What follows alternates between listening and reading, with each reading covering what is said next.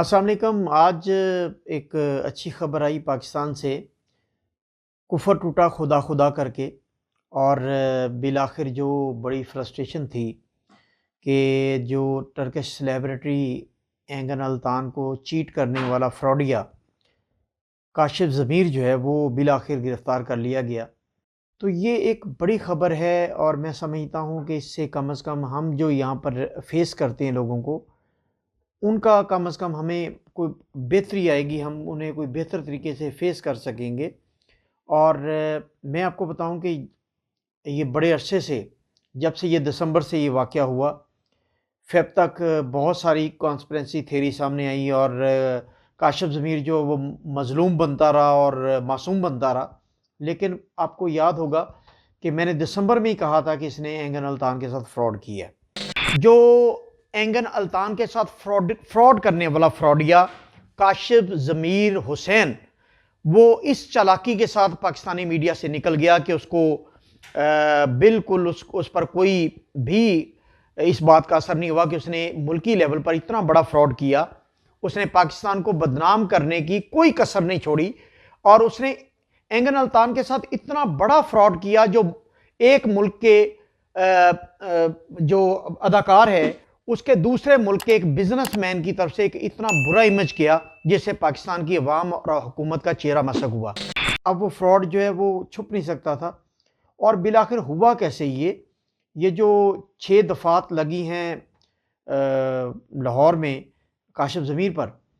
یہ کس طرح ہوئی آج کی ویڈیو میں آپ سے شیئر کروں گا۔ اور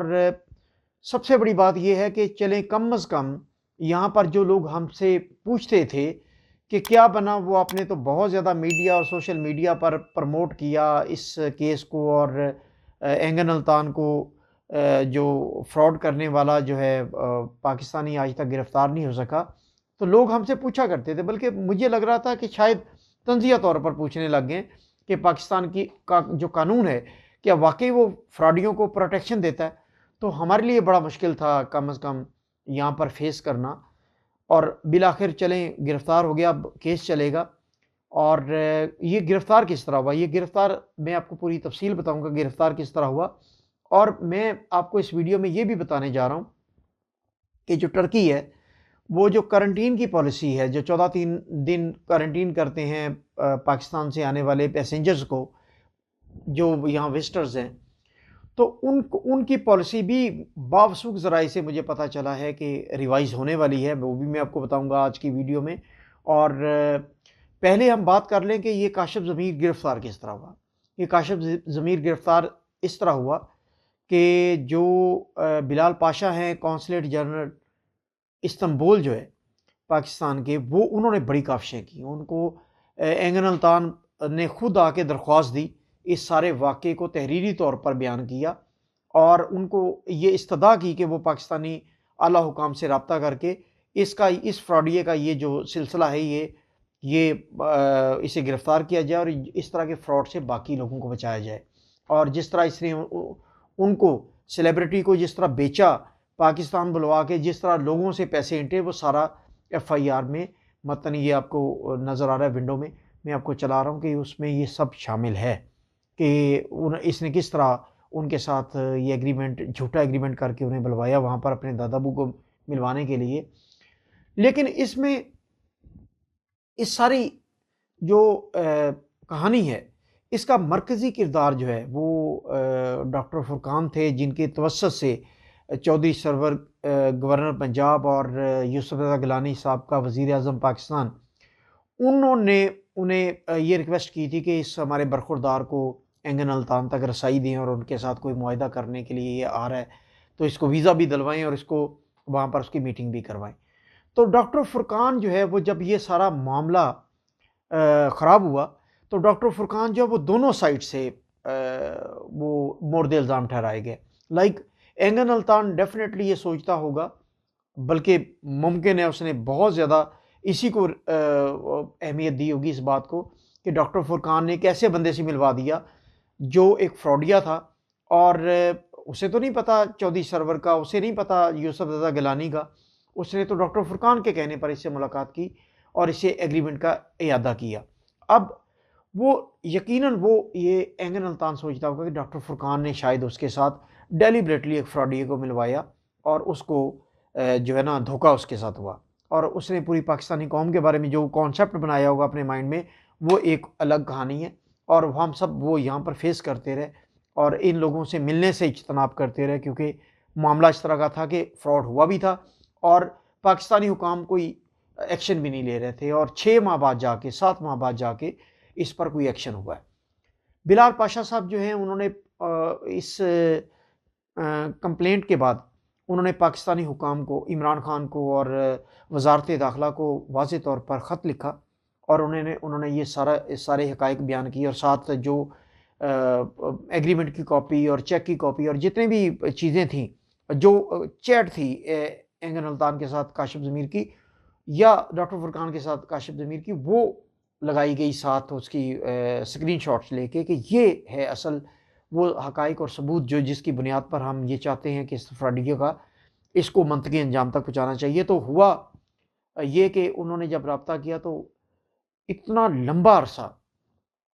گزر گیا تھا کہ ہم مایوس تھے، ڈاکٹر فرقان بھی مایوس تھا، اینگن الطان بھی مایوس تھا، ایون ہم جو ادھر استنبول میں دوست احباب ہے سب مایوس ہو گئے تھے کہ اب اس پر کچھ نہیں ہونے والا، لیکن بالآخر کاشف ضمیر گرفتار ہوا اور اس کو اس کے منطقی انجام تک پہنچنا چاہیے۔ اب دوسری طرف ڈاکٹر فرقان کو کیا تھا، وہ مورد الزام ٹھہرایا گیا کاشف ضمیر کی طرف سے، اس نے بھی سنگین قسم کے الزامات ڈاکٹر فرقان پر لگائے، اور ڈاکٹر فرقان کو اس سارے معاملے میں اس کی ہسٹری میں، اس کی 30-35 سالہ ہسٹری میں پہلی مرتبہ ایسا شخص ملا جس نے اس کے کردار پر اور اس کی آنیسٹی پر اور اس کی انٹیگریٹی پر اس نے سوالیہ نشان کھڑے کر دیے۔ تو ہمارے پاس ویڈیو میں لائن پر موجود ہیں ڈاکٹر فرقان صاحب، ان سے ہم آج کی اس کاشف ضمیر کی گرفتاری کے بعد پوچھیں گے کہ کیا یہ معاملہ کہیں منطقی انجام پر پہنچے گا، اور کیا اس کی گرفتاری کے بعد اینگن الطان کا پاکستان کے بارے میں کوئی تھوڑا بہت جو کانسیپٹ پہلے اچھا تھا جو اس کی وجہ سے برا ہوا اور ہمارا چہرہ مسخ ہوا، کیا وہ بہتر ہو پائے گا؟ اور دوسرا ان پر جو الزامات ہیں اس کے بارے میں پوچھیں گے۔ بہت شکریہ ڈاکٹر صاحب، آپ ہمارے ساتھ موجود ہیں۔ ڈاکٹر صاحب، بالآخر کفر ٹوٹا خدا خدا کر کے، اور کاشف ضمیر جو ہے وہ گرفتار ہوا، بلال پاشا صاحب کی بہت بڑی کاوش ہے اس میں۔ آپ کیا سمجھتے ہیں کہ اس کی یہ گرفتاری جو ہے وہ اینگن الطان کے جو دل میں ایک پاکستانیوں کے بارے میں عجیب سے وسوسے اور عجیب سے خیالات جو پیدا کیے تھے کاشف ضمیر کے اس فراڈ نے، کیا وہ دھل سکتے ہیں؟ کیا اس کے دل میں وہی پاکستان کی رسپیکٹ اور پاکستانی عوام کے وہی عزت و احترام دوبارہ بحال ہو جائے گا اس گرفتاری کے بعد؟ کاشف ضمیر کی گرفتاری سے اینگن الطان کا کیس جو طویل عرصے تقریباً اب 6 مہینے سے زیادہ عرصہ کا ہو گیا تھا، کیونکہ پچھلے دسمبر میں اینگن الطان نے پاکستان کا دورہ کیا تھا، اس کے 6 ماہ بعد اب جو ہے پاکستان کی پولیس نے اقدامات اٹھا لیے ہیں۔ ہم شکر گزار ہیں پاکستان کی پولیس کے، جو ہے آئی جی پنجاب پولیس کے، اور خاص طور پر اپنے بلال پاشا جو ہے قونصل جنرل جو ہیں، جنہوں نے یہ رپورٹ تیار کر کے پاکستان بھجوائی تھی پرائم منسٹر کے نام، پریزیڈنٹ کے نام اور چیف منسٹر پنجاب کے نام۔ جی ہاں، بلال پاشا صاحب نے ان کی کاوشوں سے جو یہ یہاں تک جو ہمیں کافی حد تک جو ہے کامیابی نصیب ہوئی ہے۔ میں شکر گزار ہوں ایک دفعہ پھر بلال پاشا صاحب کا۔ ہاں، البتہ یہ ابھی یہ سٹارٹ ہے، اس بارے میں جو ہے کاشف ضمیر کو سزا ملنی چاہیے، کیونکہ اس نے نہ صرف پاکستان ترکی کے ریلیشن پر جو ہے خاص طور پر جو منفی اثرات مرتب کیے ہیں، بلکہ جو پاکستان اور ترکی کے فنکار جو ایک دوسرے کے قریب آ رہے تھے اس پر بھی اس کی جو ہے منفی اثرات مرتب ہوئے ہیں، اس کو ٹھیس پہنچی ہے۔ ہمیں امید ہے کہ اب آئندہ کے لیے کم از کم جو اس قسم کے اقدامات کرنا چاہیں گے، اس قسم کے فراڈ کرنا چاہیں گے جو پاکستانی شعبے باز ہیں، یا جو وہ کم از کم اب یہ خیال دیکھ لیں گے کہ اب ایسا ممکن ہی پاکستان پولیس جو ہے وہ جب بھی چاہے اقدامات اٹھا سکتی ہے اور اس بارے میں ان کو سزا بھی دلوا سکتی ہے، عدالت کے روبرو پیش کر سکتی ہے۔ اب دیکھ یہ ہے کہ عدالت ان کو یہ کس قسم کی سزا دیتی ہے تاکہ آئندہ اس قسم کا کوئی قدم کوئی نہ اٹھانے کی کوشش نہ کرے۔ ٹھیک ہے ڈاکٹر صاحب، آپ پر بھی بڑے سنگین الزامات لگائے کاشف ضمیر نے، اور آپ دونوں پارٹ میں پس رہے تھے کہ اینگن الطان ہو سکتا ہے یہ سوچتا ہو کہ آپ نے ایک فراڈی کے ساتھ اس کے ساتھ میٹنگ ڈیلیبریٹلی کروائی اور یہ معاہدہ جو فراڈ معاہدہ تھا اس پر شاید آپ کے علم میں کچھ ہو، لیکن دوسری طرف کاشف ضمیر نے بھی سنگین قسم کے الزامات آپ پر لگائے، اور کیا آپ کے زخموں پر کچھ مرہم رکھی گئی اس گرفتاری کے بعد؟ کیونکہ آپ کی 30-35 سالہ جو ہسٹری ہے اس میں پہلی مرتبہ ایسے آپ کی کردار کشی کی گئی، آپ کی جو ہے جو آپ کی آپ کو اس معاملے میں سارا گندہ کرنے کی کوشش کی گئی۔ تو اس کی گرفتاری کے بعد کیا آپ کے دل کو کچھ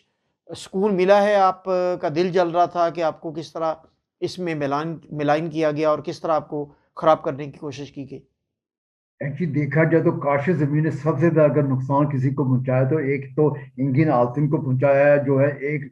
تقریباً $1 ملین کا نقصان پہنچایا، اور ساتھ ہی ساتھ میرے پہ بھی اس نے بڑے الزامات لگائے تھے۔ اب مجھے امید ہے کہ کم از کم جو ہے پاکستان کا محکمہ پولیس، پاکستان کی عدلیہ جو ہے وہ اب صحیح طریقے سے جو ہے جو بھی کیس جو بھی وہ ہوگا وہ اس کا مداو کر سکے گی، جو میرے پہ الزامات لگائے ہیں اس کے بارے میں پوچھ گچھ کر سکے گی، تاکہ پتہ چل سکے کہ اس نے کتنا فراڈ کیا ہے انگن عالتن کے ساتھ بھی، اور میرے پاس بھی الزامات اس نے لگائے تھے۔ اب سب کچھ جو ہے وہ کلیئر ہو کر رہ جائے گا، اور جو الزامات اس نے لگائے تھے وہ بھی سب کے سامنے آ جائیں گے کہ یہ آدمی کتنا جھوٹا ہے، کتنا بڑا فراڈی ہے، اور کس کس کو یہ فراڈ کرتا چلا ہے۔ اب میں محکمہ جو ہے ترکی پاکستان کی عدالت سے اب امید رکھتا ہوں کہ وہ اس حصے میں اپنا فیصلہ جو ہے حقائق پر مبنی فیصلہ سنائے، اور اس کو کڑی سے کڑی سزا دے، تاکہ آئندہ کسی کو کسی اس قسم کے اقدام اٹھانے کا موقع نہ مل سکے۔ مجھے امید ہے کہ پاکستان کی عدلیہ جو ہے پوری طرح انصاف کرے گی۔ ہاں، کچھ حد تک مدعا ضرور میرا ہوا ہے، لیکن میں یہ چاہتا ہوں کہ اس کو سخت سے سخت سزا ملے، تاکہ ترکی اور پاکستان کے درمیان جو میں ایک برج کا کردار ادا کرتا چلا رہا ہوں، آئندہ بھی میں اس قسم کا کردار ادا کرتا رہا ہوں، پاکستان ترکی کو ایک دوسرے کے قریب لیتا چلا ہوں، اور اس طرح کے جو نوسر باز ہیں ان سے میں دور رہ سکوں۔ شکریہ۔ جی بہت شکریہ ڈاکٹر صاحب، آپ اپنا خیال رکھیے گا۔ ناظرین، یہ جو ہے کاشف ضمیر جو ہے اس کی گرفتاری تو ہوئی، لیکن کیا ہمارے عدلیہ کے نظام، جو ہمارا انصاف کا نظام ہے، وہ اس جیسے فراڈیوں کو، ڈاکوؤں کو اور اس جیسے